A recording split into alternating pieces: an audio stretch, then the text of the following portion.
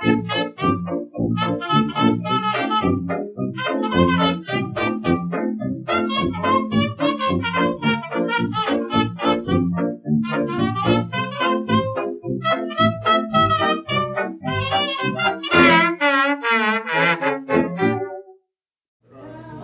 digital fabrication. We talked about craftsmanship with the masks a minute ago. And a lot of people think of automated tools to make things as being the antithesis to craftsmanship. And I see it as a spectrum. I think, well, where do you define craftsmanship versus tool use? Because we use tools. We don't do anything with our bare hands. Well, I didn't go wrestle the tree down. I didn't get this piece of lumber by cutting down the tree and paring it out and planing it down. So at what point? Well, you could have. I could have. and some do. Roy Underhill does. But at the same time, you don't have to. So at what point does the tool free you? And it's all about control versus accuracy. So for your bowl that you made, you had to manually go and do all the work. If you'd had an indexer, it would have been a little easier. If you'd made some kind of rolling tool, you could have embossed it and done it in one go.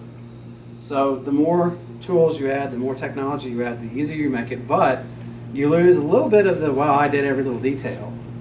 So some people that are serious craftsmen don't like the notion of these automated tools, but on the other hand, they're great for people because you generally don't develop those skills to be a master craftsman and produce a perfect thing very rapidly. But you might have a project you want to do, or you might want to teach kids.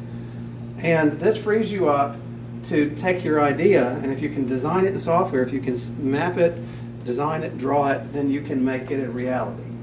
So what we have here, this is subtractive manufacturing. Last time we had 3D printer, so that's additive manufacturing. We added material and we created something from the start up. This is subtractive manufacturing, so this has a bit, this is a spindle, you can also have a router on these that spins a bit that will come into contact with the material to chip away material. And router bits, it'll take any kind of router bits you can imagine. Generally you work with end mills and V-bits and things like that, but you can do profile bits, to do OGs, to do things around edges of things. It all comes down to what you would like to do. You can also use a fine bit to do all that detail, it just takes a lot longer.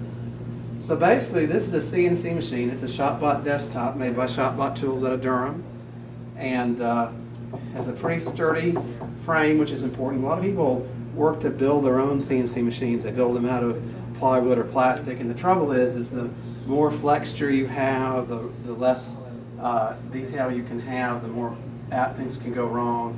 You don't want vibration, you don't want things to flex. At the same time, this is kind of an evolutionary step. Previous CNC machines would have been made out of giant castings and have been $10 million machines. So this is about a $6,000 machine with the spindle and all the good options. Essentially the way it works, we have 3 stepper motors, and a stepper motor basically just allows you to rotate the shaft by a certain part of a degree or a certain number of degrees for every pulse you send to it. It's the same from the 3D printer we talked about. So essentially you turn this screw, and then there's a non-backlash nut here. So basically meaning there's a very tight tolerance clearance there so that this cannot move back and forth. So, and you can't even see it, I'll turn this one pulse. So I can feel where the motor itself is resisting, that's one pulse. And then that plus the mechanical advantage of the screw and the nut means that I can control this to within thousandths of an inch accuracy. So there's 3 of these. This is the X-axis, so you can move it back and forth. This whole gantry moves back and forth, and that's the Y-axis. And then the motor for that's underneath. And then the motor inside moves the bit up and down. So by moving it around, you can route out paths, you can cut out things. And there's different kinds of toolpaths that you can create. And you probably can't see the text on here because it's not a lot of contrast. But essentially, you can take a bit, and hand me that box right there. Let's see. Actually, oh, here it is. So here's an end mill. This is a 4-fluted end mill that has 4 cutters on it. And essentially, this is an 1/8 of an inch diameter. So essentially you can come in with the control and you can route out these paths. So the first thing you can do is you can cut out around the shape. That's called a profile cut, because you're cutting it in profile. Think of a person's face, you're cutting out the profile. So this is cutting around it. This one doesn't go all the way through, but the neat thing about a profile is you can have a square inside corner, because you're going to the edge of it and then changing direction, so you can have a square. You can't have a square inside corner because your bit's round. So as you get to the edge, there's ultimately going to be a little bit of a natural fillet from the bit. And that's what we show here. These two are pockets, and a pocket is basically where you cut down. So think of a bowl where you're cutting the pocket out of the inside. So basically this just hollows out all this material inside here. And from a distance it looks like there's kind of a square corner, but it is the diameter of the bit. Well, that's great, but what if I wanted this to be a mortise and tenon and something to sit in that hole? Well, if my part that's going to sit in there has a square corner, it wouldn't fit. So instead what we have to do is make a natural fillet. And these are exaggerated to show the idea, but basically when it gets to the corner, you can jog into the corner to get rid of the corner. And there's two types. There's dog bone and T-bone. And the dog bone basically goes up at a 45-degree angle, and the T-bone goes 90 degrees one way or the other, however which way you want it to go. And that allows you to have that clearance. And then this is an inside fillet. Sometimes you might want to just round off an edge. This is another profile cut. Usually profiles are used to cut all the way through the material. And that's why you have to have this on your CNC machine. This is a spoiler board, and mine has a built-in clamping mechanism because I work with this size material a lot. So this is on here. Basically this particle board, it's sacrificial, so that when you cut all the way through, it can cut into the particle board and doesn't cause any damage. If you cut all the way through into your aluminum bed, you break your bit and damage your table. So this is cut all the way through. If you notice, you can see light through here. You see these 4 tabs around the edges? Those are tabs. When you cut a part out of another part, you have to leave some kind of structure in there to hold the part in, because as you finish cutting, the router bit would get caught up because this wood would go free, and at the very last second the bit would catch it and spin it. You might break your bit, you might damage the workpiece, you might jam up the machine. So you leave these little tabs, and tabs can be different design. These are 3-dimensional tabs. So what it does is it gets to its final cut, it goes across and then hops. It just sort of takes the bit and hops like that to leave a little tab. And you cut those out manually with just a knife or a chisel when you're done. When you set it to cut that shape, does the software know to leave tabs? No, you have to tell it. You have control over it. It has some automated features where it can do it for you, or you can pick where they go. All right, next up we've got some fluting toolpaths. These are just a different kind of bit. Basically it has a round nose bit, so you leave a round inside. And fluting also has ramps. If you think of the fluting like on the sides of your door or in moldings, you don't just cut all the way to the base of it all along the path. You actually come in and then out. So when it gets to the edges, it actually digs down in a curve. Now you can adjust that. You can make it angled, you can make it straight, but you generally want it to be a curve, and you generally want it to match the the roundosity of your bit so that it looks natural. So some fluting, you can do textures, and this is an exaggerated one, but basically it just has a random algorithm, and you can put a texture in with any kind of bit. So you can do textures. This is an inlay cut. So basically with inlay, it's the same idea of pockets and profiles, except when you cut the piece out, you can add some tolerance. So if you think of marquetry and inlay, you can actually add a little bit of a tolerance, because if the machine is accurate enough, if I cut this to be exactly 1 inch and I cut this to be exactly 1 inch, they wouldn't fit together. So you need to leave a couple thousandths of an inch difference.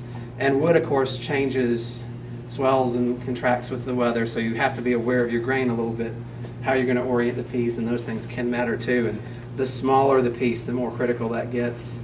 But essentially, you could use 2 different colors and then have a sign with letters that were different colors that way. And then you can also do holes of any size, from the size of the bit itself all the way up. And there is a drilling operation. You can put a drill, and there are heads for the bigger ShopBots that are just, that's all it is drilling. It's like if you're a cabinet maker and you want to do lots of drilling, you can do multiple ones at a time to speed it up. And of course these are just, the way it does holes, for this one it just drilled it. It literally just pokes in and out because it's the same diameter. For these larger ones, it spirals and cuts it out. And of course, any kind of geometry you can think up in the software you can put together and cut out. And then the last bit, which is harder to see, is this V-carved text. And you can see it better. Hand me that white board here. Now, this is our Alamance Makers Guild logo, and this is V-carved. I just put the bitmap image into the software, and the way a V-bit works, it determines the width of a line. It's 45 degrees, so it goes that same depth. So it cuts to a depth, and it mimics carving with a chisel for V carving. That's why they call it V carving. And so it routes it out so you can do lettering and other patterns with that. And of course, he showed you the engraving. You can engrave on the surface with the crosshatch patterns and different things with a really fine bit. So this is all 2 and 2.5D. You can also do 3-dimensional, where you do contours and surfaces and angles. Yes? Does it react to treated wood? Like, could you put a coat over the surface and then... Oh yeah, sure. Yeah, so you could have painted that before I cut it, and then it would have contrasted once you cut it out. Assuming it doesn't splinter anything out, you're fine. Yeah. And of course, these machines, these can cut anything, any soft material, lumber, plastic, soft, non-ferrous metals. They can't do hard metals because there's no way to have a cooling fluid. There's no cutting fluid possible because it would get into the mechanisms and everything. One of the other big things, if you're getting a CNC machine, I highly recommend getting a spindle versus getting a router. The router is just a DC motor, and they usually have brushes that wear out, and the bearings are not designed for the kind of long-term use, because as you're moving this bit around, you're getting a lot of force on it side to side, and the harder the material, or as you encounter density changes, if you put something on here that had a lot of knots in it, where you encounter different densities. The other great thing about a spindle is it has a controller that varies the voltage. It senses the load, and so it keeps the spindle spinning at the same RPM, which reduces chatter. Because a router might have some RPM control to it, but essentially if it changes density, the bit's going to kind of skate over parts of it. You're going to be left with a rougher surface, and the faster you go, the more that's going to be a problem. With this, it senses the load and adjusts it to keep it pretty stable depending on what it's encountering. Huh? A spindle. A spindle, that's what they're called. It's basically a synchronous motor with feedback, and that's what this box over here is its controller, and there's an RPM control on here and a start-stop for that It's motor. variable frequency drive. Yeah. I have a question about using it with plastics. Uh-huh. You said because there was no cooling mechanism because of hard metals, would one have to be worried about like melting plastics? If you use something like acrylic, there can be issues with that depending on speeds and feeds. Basically what you're going to do for plastic is you need to get the right kind of bit that has the right number of flutes, and it's all about what's called chip load. So in other words, this has 4 cutting edges along the bottom, and then each fluted side, like a drill bit, pulls the material up and away, and they also are a cutting edge because it can cut down and it can cut on the side.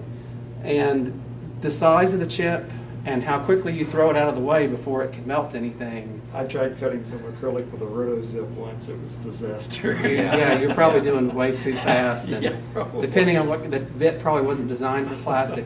Now this is a 4-fluted bit, and then this is a different kind of bit. I use this in my plastic, and it produces a fine white snow of dust. It does just fine. With the vinyl? With the PVC, yeah. And that's my computer I made. I made it on a CNC machine. It's out of the same plastic. This is a single flute cutter, so this just sort of has a hollow channel and a cutting edge along one side and one little tooth on the edge. So both of these tools will do identical jobs, but it's all about how fast you can spin them and how quick you can move them. That's the speeds and feeds, and then ship rate. And then the software has some capabilities to let you adjust and figure that out.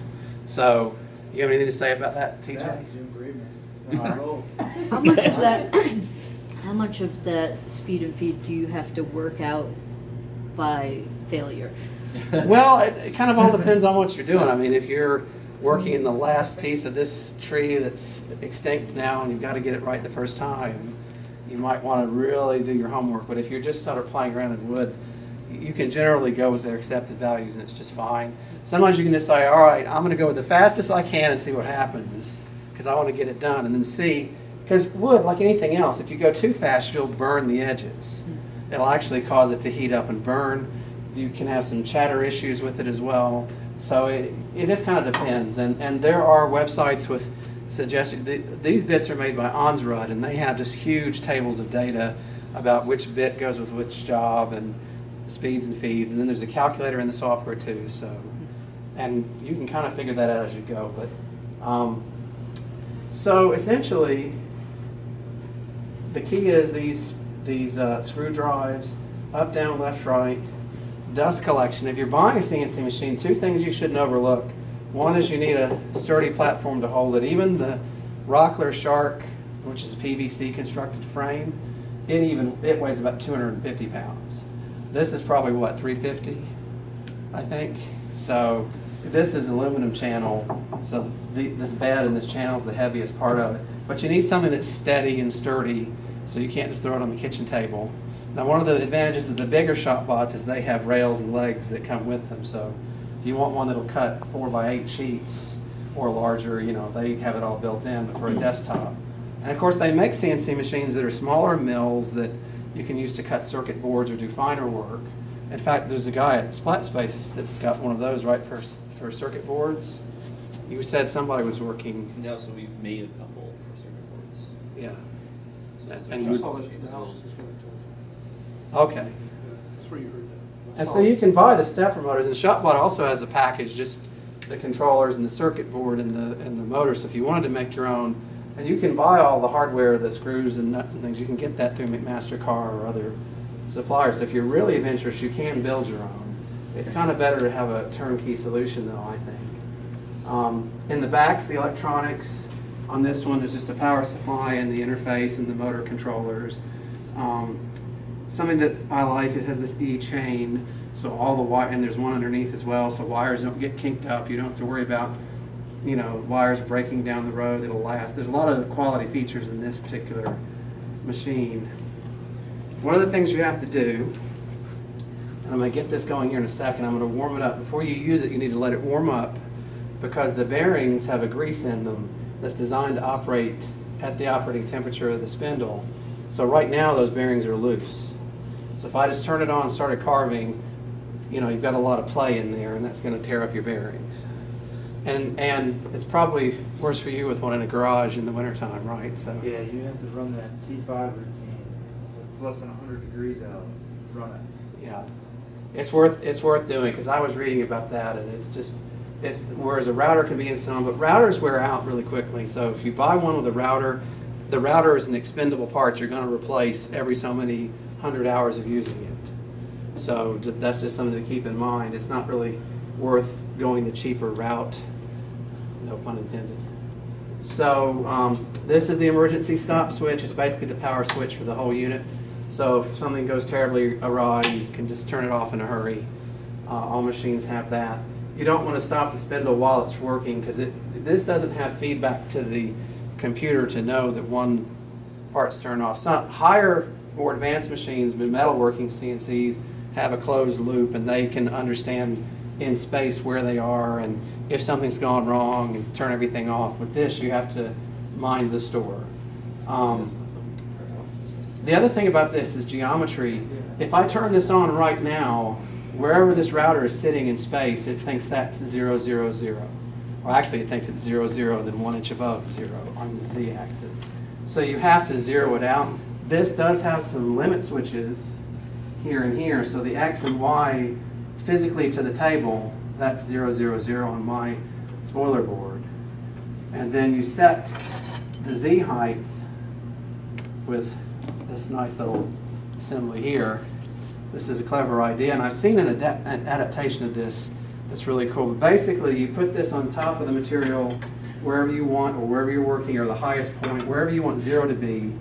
You attach this to the actual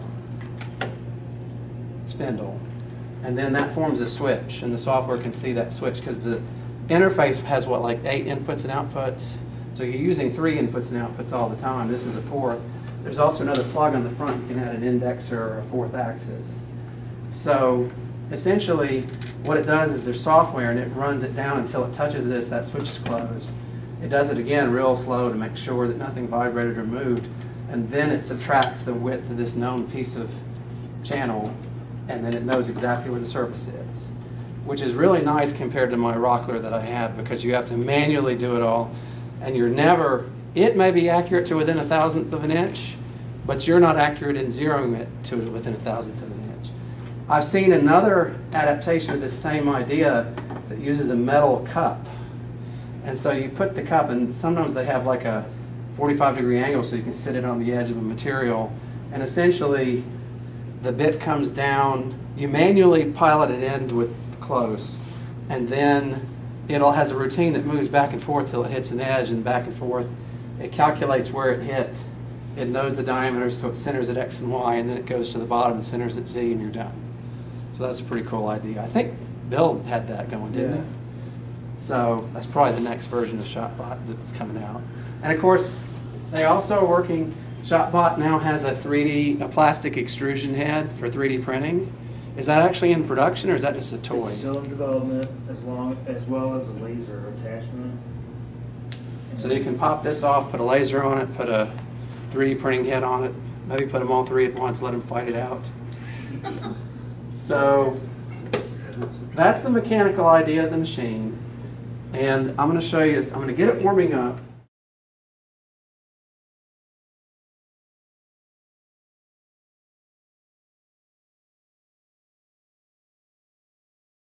The Alamance Makers Guild is a group of talented and creative makers located in Alamance County, North Carolina, and is sponsored in part by Harris Educational, makers of reinventing science kits like Reinventing Edison Build Your Own Light Bulb.